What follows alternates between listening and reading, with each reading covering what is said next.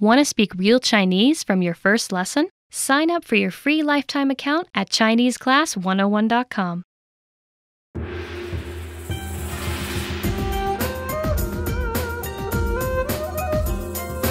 Hi, welcome to Introduction to Chinese. My name is Alicia, and I'm joined by... Hi everyone, I'm Ray. In this lesson, we'll focus on teaching you the most useful Chinese words and phrases for absolute beginners.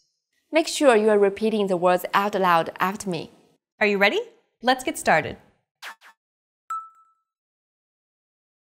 The best phrase to learn when studying a new language is one that expresses gratitude and appreciation. If you had to learn only a single phrase, this would be it. We taught you this phrase in the first lesson of this series. Do you remember what it was? 谢谢. It means thank you. 谢谢. Keep repeating after Ray until you get it. 谢谢. Your turn. 谢谢. 谢谢. In Lesson 2, we mentioned the pronunciation of the consonant She. It sounds like the SH in English, only with flatter lips. Then we have the compound vowels. Yeah. The tone in the first syllable is the fourth falling tone. 谢. And the second syllable is the neutral tone. 谢. Altogether, 谢谢. You can see the radical in this character 谢 is.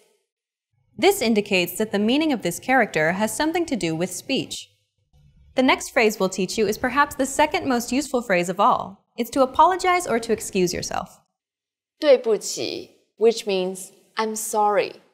This is a formal way to apologize for when you did something wrong. Repeat after Ray. 对不起. 对不起.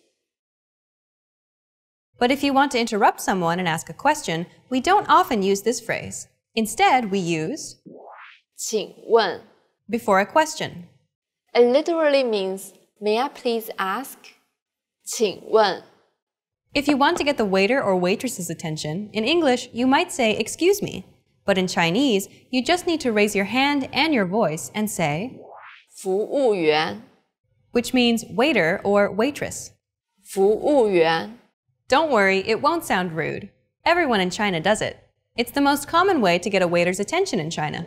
Now you can say, thank you very much, excuse me, and I'm sorry in Chinese. Let's move on. Asking where something is an incredibly important and useful phrase to learn. You're going to need this when asking where the bathroom, the train station, or where the hotel is. 在哪里? 在 means at. 哪里 means where. So the pattern is something or location plus 在哪里.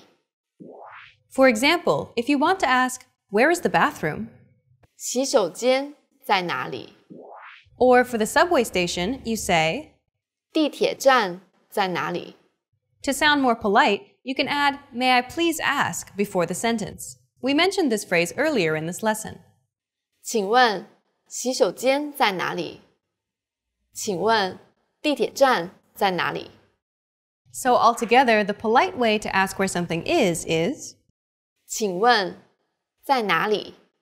If you know the person you're talking to well, you can simply say, 在哪里? Your turn. 在哪里? 请问在哪里? Okay, now let's teach you some vocabulary to use in the sentence. Here are some of the most common words you'll need to learn. 洗手间 Bathroom, 洗手间洗手间在哪里? Next we have 地铁站 subway station, 地铁站地铁站在哪里? Next 超市 supermarket or convenience store, 超市超市在哪里? Next 我的座位 my seat, 我的座位我的座位在哪里? You can ask where anything is simply by saying the place or location and 在哪里? to ask where something is in Chinese. In this final lesson, you learned how to say thank you, excuse me, I'm sorry, and to ask where something is in Chinese. And in this series, we introduce you to the basics of Chinese pronunciation, grammar, writing, and more. Let's conclude with some parting advice from Ray and listen to some of her tips on how to learn Chinese from a native Chinese perspective. The best way to learn Chinese, particularly if you want to improve your communication skills, is to watch and study contemporary Chinese videos.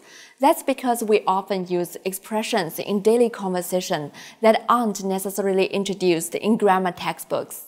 Even though Mandarin is a common language in China, men and women, elderly people and children have their own ways of speaking. This means they have their own vocabulary and tones. For example, women use "ne" at the end of their statements a lot with the purpose of softening their tones. But if men use that, they will sound very feminine. Make sure you mimic the right person. Watching contemporary videos, such as our videos here at Chinese Class 101, will ensure that you are learning real, applicable Chinese in the fastest and most effective way.